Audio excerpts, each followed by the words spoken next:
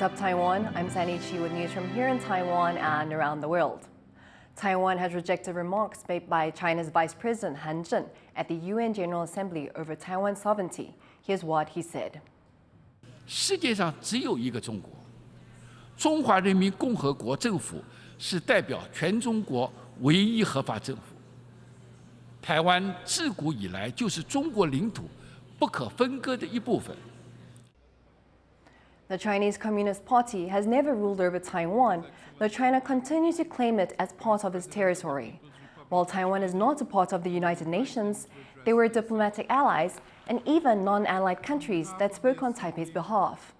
There have been attempts to allow Taiwan to join the UN as an observer, but these have been blocked by China. KMT presidential candidate Hou You-yi has wrapped up his week-long trip to the United States. He's the last of the 3 confirmed candidates to visit the states in recent months. John Van Triest has this report. San Francisco's Taiwanese community turns out to welcome KMT presidential candidate Hou You-yi. California is his last stop in a week-long tour of the United States that's seen him meet officials and dignitaries and appeal to the Taiwanese expat vote.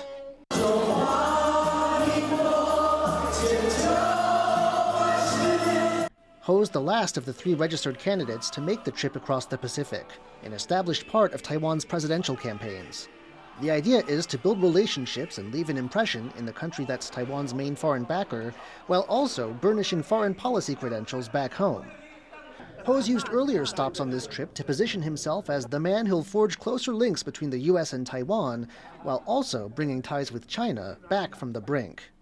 Here in San Francisco, though, his focus is Taiwan's economy. He says he wants to imitate the Biden administration's plans to move U.S. companies' overseas production out of China and into friendlier countries. 像我们的台积电，除了到美国、到日本，也到欧洲去了。慢慢的对大陆的制造的生产的依赖就相对的减少。 He's also drawn attention to his background as a police officer and his law and order credentials. South African Zachary Garski was a child living in Taipei when his family was taken hostage, the last act in a killing and kidnapping spree that shook Taiwan in 1997. Hou got Garski away from his captors, and Garski, now 26, has come up from LA to meet Hou again. I think he cares about the Taiwanese community extremely, and I think that community is extremely important, and you can see by everything that he's done while he was a police officer how much he really does care about the community, how much he cleaned up the country. And that didn't happen without him. So you can't really ignore that. Hou's now back in Taiwan, having finished an important part of the presidential candidate's checklist. And with just a few months left until Election Day, it's back on the campaign trail. James Lin and John Van Triest for TaiwanPlus. The Taiwan court has shot down an appeal by a former Taiwan Army colonel accused of spying for China. Colonel Xiang De-en was accused of signing 2 agreements with China to sell military secrets. He received a total of more than $17,000 before he was caught in 2021. He was sentenced to 7.5 years. His family appealed the ruling, but it was upheld by the court. Syrian President Bashar al-Assad has landed in China, marking his first visit since the beginning of the Syrian civil war. Assad will meet with President Xi Jinping, where he is expected to seek financial investment to rebuild his war-torn country. He will also attend the opening ceremony of the Asian Games this weekend.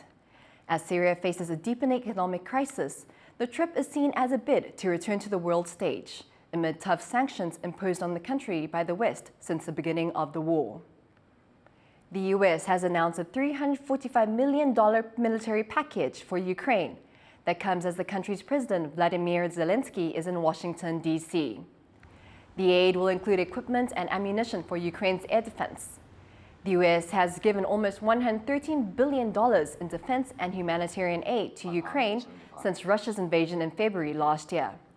At a meeting between the 2 leaders, U.S. President Joe Biden accused Russia of being the biggest obstacle to achieving peace.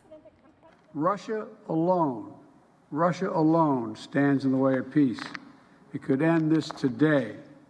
Instead, Russia is seeking more weapons from Iran and North Korea that would violate multiple UN Security Council resolutions that Moscow itself voted to put in place. Apple has launched its latest flagship products, the iPhone 15 series, to great fanfare. But as Leslie Liao reports, the release comes amid new trends that could impact the company's future. Lighter, faster, more powerful. These are all things Apple customers expect out of each new iPhone. The product's most recent line, the iPhone 15, has just dropped. But how does an iPhone go about achieving speedier performance, brighter colors, and better photo quality year after year? The answer is the phone's processing chip. Think of it as the device's brain. Some versions of the iPhone 15 are equipped with Apple's A17 chip, a semiconductor designed by Apple but manufactured by Taiwanese chip giant TSMC. With the new A17 Pro, the fastest chip ever in a smartphone. These are the best and most capable iPhones we've ever made.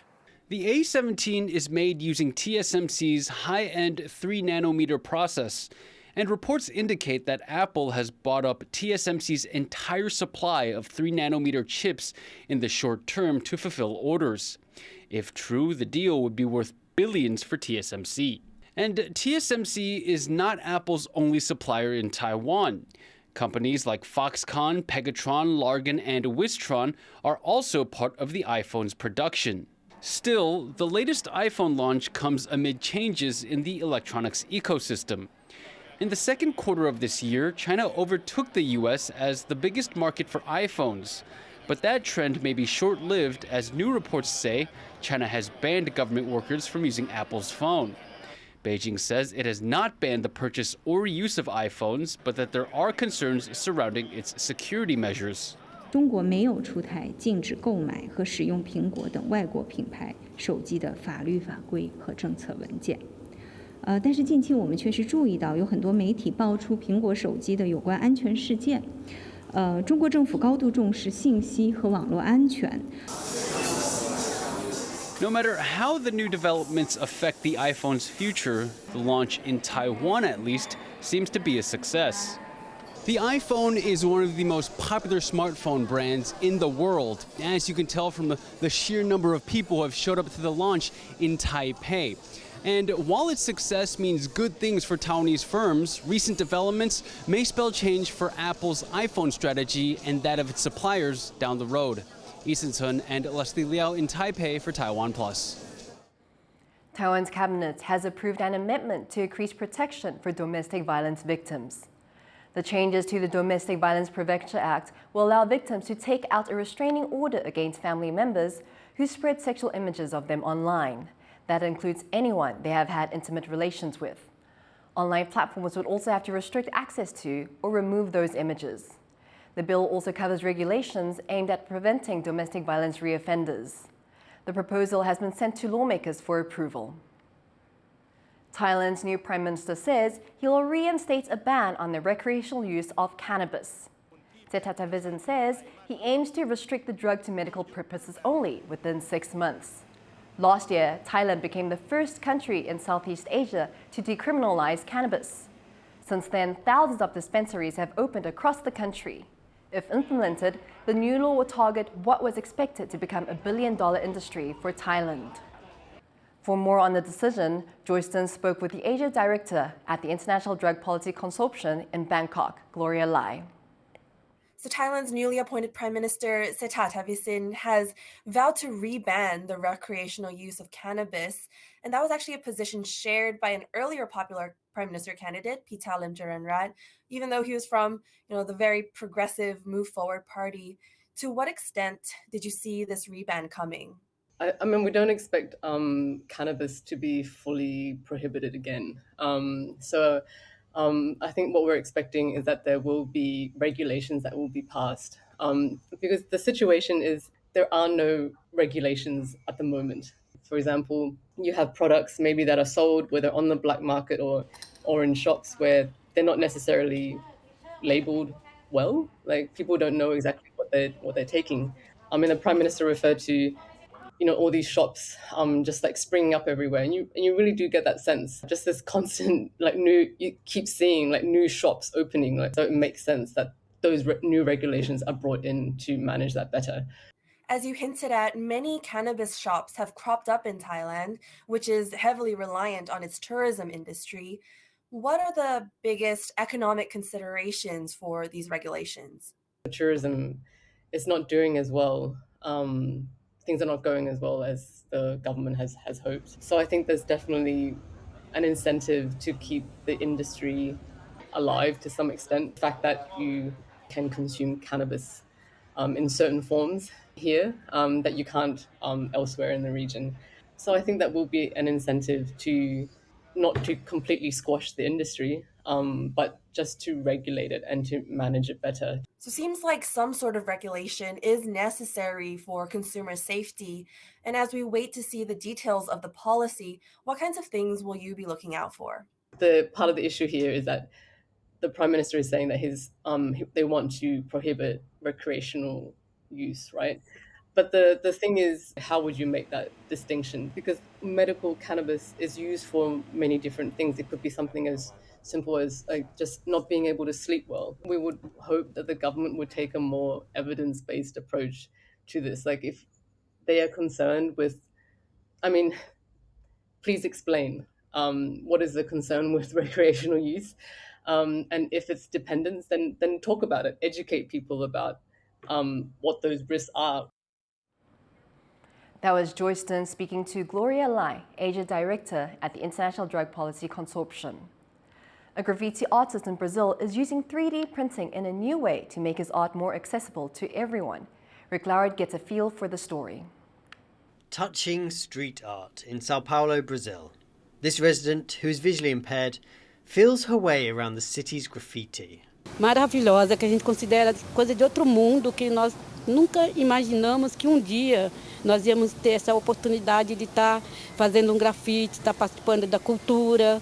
Here in Sao Paulo's Beco de Batman, a neighbourhood known for its street art, is the work of Brazilian artist Sept. His graffiti incorporates Braille, so that blind and visually impaired people can also appreciate the shapes, colours and dimensions of his work. Então a gente estava vendo que o único público que não tinha acesso ao grafite eram os deficientes visuais, porque o resto está na cidade, todo mundo pode ver, basta querer, né? Então pensando nisso, em pegar realmente todo mundo da sociedade, da população, desenvolvemos essa técnica para o cego também ter acesso assim a saber o que é o grafite, né? Essa cultura hip hop. The artist spent 3 years researching how to incorporate Braille into his pieces. He eventually settled on 3D printing each segment before adding colour by hand. For him, graffiti should be accessible to everyone. Então, a ideia é que assim, o grafite é uma arte pública, né? Ele está na rua, então ele é democrático, qualquer um pode ver, ele não está fechado num museu, numa galeria ou na coleção particular de alguém. Então já é uma arte caracterizada por estar no espaço público de acesso gratuito para todo mundo. Graffiti can have a bad reputation. It changes the landscape of a city. But here, in a neighbourhood known for its vibrant colours and striking shapes, the art is helping more of the community share in this experience. Howard Jiang and Rick Lowert for TaiwanPlus. Swifties in Australia have a reason to be excited. The University of Melbourne has announced it will be holding a 3-day conference on pop star Taylor Swift. The conference coincides with her sold-out Eras tour, which is coming to Melbourne next February. Scholars attending the event are asked to submit papers on Swift's impact on the music industry, social movements, the economy, and more. And it won't be the first. In recent years, universities around the world have started to offer courses on Swift's music, business strategies, and her impact on pop culture. Thank you for watching What's Up Taiwan. Remember to download the TaiwanPlus app for more stories from Taiwan and around the world. Finally, today we leave you with images of Santorini Island in Greece. I'm Sandy Chi, take care and see you next time.